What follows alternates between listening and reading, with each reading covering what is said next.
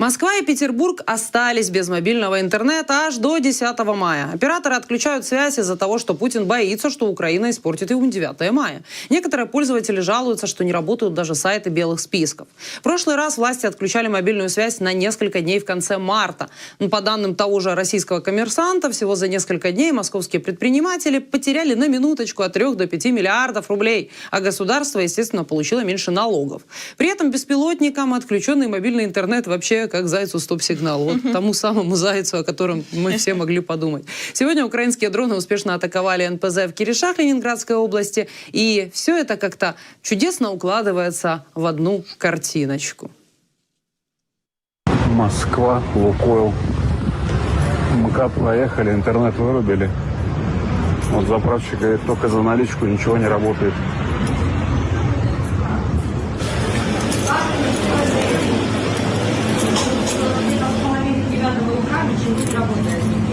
В Москве.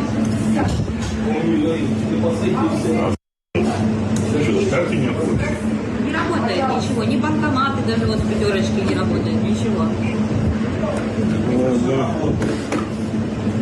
Ну это только Лукойл или во всем заправках? Не знаете? Понятно, в Москве. Ну, сейчас на Роснефть я заезжал, заправлял с карты, оплатил, все нормально. В Москве? Да. Заходится, все нормально. Почему не работает карта? Короче, пацаны, видали в Маке? В Маке пацаны под Wi-Fi заказывают. Ну, кроме того, на въездах в Москву установили блокпосты, в центре стоят бронемашины, на башнях Кремля сидят снайперы. Фотографии и видео подготовили к празднику ВЧК ОГПУ и опубликовали для нас с вами. Такие меры безопасности ввели из-за того, что Зеленский предупредил, мол, 9 мая на параде все-таки может появиться военная техника, и это будут украинские беспилотники. Гости мероприятия, так сказать, делегация. Да, делегация, я думаю, многим бы хотелось, из Украины, из цивилизованного мира увидеть такую военную технику на том самом параде. Мне нравится, как сейчас распространяются видео в сети, как натягивают вот эти вот противодроновые сети просто прям по центру этой Красной площади, а потом уже делают мемчики, как над Путиным, чисто отдельно над Путиным ставят такие вот мангальчики еще. Маленькие мангальчики. Это так душевно, так по-домашнему. 9 мая вот то, которое именно и хотел, наверное, видеть кремлевский диктатор на секундочку, 26-м году. Ну а тем временем очередной жабогодюкинг. Z-патриоты обиделись на Первый канал из-за шутки про русских на КВН. На это обратил внимание ЧТД. А поводом стала шутка во время выступления команды университета управления, участник которой, отвечая на вопрос о недостатках Москвы, сказал «много русских». Давайте послушаем. Террор 404. Какие в Москве есть минусы? Русских много.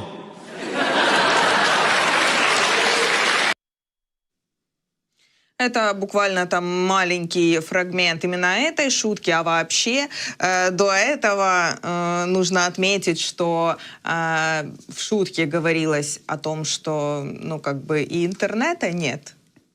Вот так вот. Об этом уже, кстати, шутят и в прокремлевском КВН. Дошутились. Дошутились, да. И вот, собственно, уже не до шуток, особенно тому мужчине, который не мог на заправке заплатить просто за бензин. Шутили, но не доехали, вот, я бы так сказала. Приехали, я бы сказала. Станция уже, наша, выходим. Конечная станция. Кончено. О реакции на вот кстати, на эту шутку КВНщиков отреагировали зетники. Зет-военкор Стешин увидел в шутке след английской агентуры, которая разжигает межнациональную рознь прямо в эфире у российских пропагандистов. Пишет: самое время сейчас скотство такое транслировать. Гитлеру было слишком много русских, потом Зеленскому, теперь КВНу. Первый канал Константина Эрнста открыто возбуждает рознь. Неужели сойдет с рук? Так пишет Z-патриот Юрий Бондаренко. Первый канал — бюджетное детище, пожирающее бюджеты с аппетитом кашалота. Не вырезали специально, недоумевает канал 2 майора. Дальше всех пошел только поддерживающий войну оперный певец Москальков, который готовит иск представьте себе, против Первого канала, в Останкинский суд Москвы. Много русских в Киеве. Дальнейшая реакция общества как раз и покажет, много или мало. Ну, посмотрим, как там говорится, болеем за обе команды. Вот и за КВНщиков, и за этих Z-военкоров. Просто прекрасно наблюдать, как происходит вот этот, как пауки они в одной банке, там один против другого просто борются. А главное, все с юморком. Все прекрасно, да. А шуточка отличная. Много русских в Москве. Да их там, мне кажется, уже скоро будет меньше, чем гостей из ближних азиатских столиц. Да, это уже совсем другая история. Друзья, ну и немного о Туапсе многострадальном. Там администрация решила бороться с волонтерами, которые убирали мазут. Вот это поворот. Чиновники обвинили людей, которые добровольно пошли очищать пляжи, в том, что они раздувают масштаб бедствия, плохо убираются и вообще все делают только ради хайпа. А что делает Соловьев? Вот мне интересно тогда с теми роликами. Сейчас узнаем. Да. На главный пляж города теперь не пускают ни волонтеров, ни независимых журналистов, якобы ради того, чтобы успеть его очистить к 1 июня. Конечно же, началу пляжного, туристического, отличного нефтяного сезона. Дикими пляжами власти вообще не занимаются. Ну, кажется, они понабирались этого вот как раз у того же Соловьева. Помните, он орал на тех, кто возмущается в сети. Давайте вот мы вам тоже напомним. Когда слышишь на заднем плане, раз, ой, смотри, летит, попало. Этих найти, публично выпороть. И в тюрьму бросить.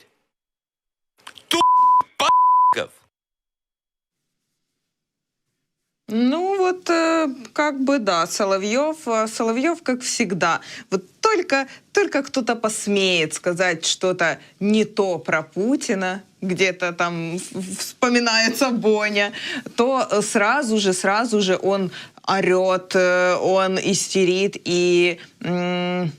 ну, даже угрожает судом, угрожает тюрьмой. Да чем он только не угрожает, начиная от Орешника, заканчивая каким-то безумием. На самом деле, вот просто получается, что Соловьев-то сам раздувает эту всю историю, да, то есть здесь обвиняют волонтеров, а у Соловьева в его канале просто огромное мотивационное видео с эпичной чаечкой в конце. Ну, казалось бы, да, кто здесь дискредитирует заявление власти? Пу-пу-пу, вот я бы подумала. По его мнению, дискредитируют те, кто жалуется. Он как раз, вот это видео, я вспомнила как раз, он записывал в ответ на те видео как раз-таки местных жителей, которые вот ехали, снимали, как оно там все, задыхались, 5-10 день горит, они едут, конечно, снимают и говорят... Какой кошмар, мы вот за Путина голосовали, а тут вот такой, что же теперь делать? И как же теперь жить? Вот детей мы не знаем в школу водить, не водить, вообще власти мне молчат. Жаль только животных, честно, в этой истории. Ничего не понятно, что как происходит, карантин не объявляют. Все происходит, ну вот да, мы как-то проводили параллель с Чернобыльской катастрофой, вот действительно оно так все и происходило. А этот параллельно орет, что вы такое говорите? Да все отлично, не дискредитируйте власть, ничего нельзя. Ну, друзья, не только Туапсе, не Туапсе единым. Мы уже говорили с моей коллегой о Чувашии, о Чебоксарах, где... собственно, тоже прилетело какие-то неизвестные дроны. Ну и вот на фоне смертельных ударов там организовали марш кадетов под открытым небом. Пока в Чебоксарах дроны прилетают по жилым многоэтажкам, там минимум 1 погибший, соседний Новочебоксарск живет так, как будто ничего не происходит. Республику при этом атакуют с минувшей ночи, а губернатор Николаев велел всем оставаться дома.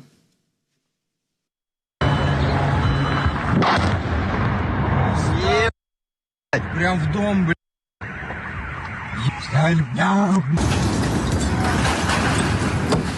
Ох ты, блядь.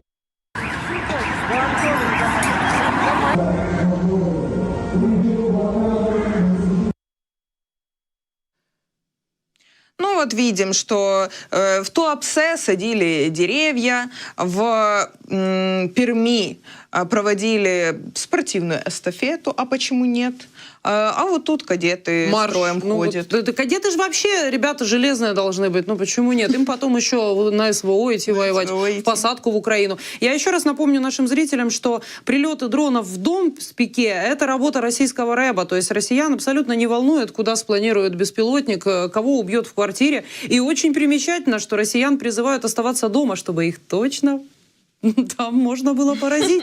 Не выходите из дома. Ваша квартира, Это может такая стать, задумка. ваша квартира может стать победителем этой лотереи. Да, ну сейчас нам опять россияне будут писать, что мы смеемся со смертей. Нет, мы смеемся не со смертей, а с того, что россиянам не жаль своих граждан. В первую очередь. Нелепости действий вот местных властей, На которые... минуточку. С этих завуалированных рассказов о том, что это украинцы дронами сбрасывают Да, какие-то в конце концов, контейнеры. даже не только местные власти, а и кремлевские власти, которые Ну, всё потушили, по возрастающей. потушили Да, весь да. интернет. И сколько месяцев, напомните мне, пожалуйста, вот, Слушай, интернет потушили, а то все не так уж и быстро. потушили, да, потушить интернет им оказалось намного проще.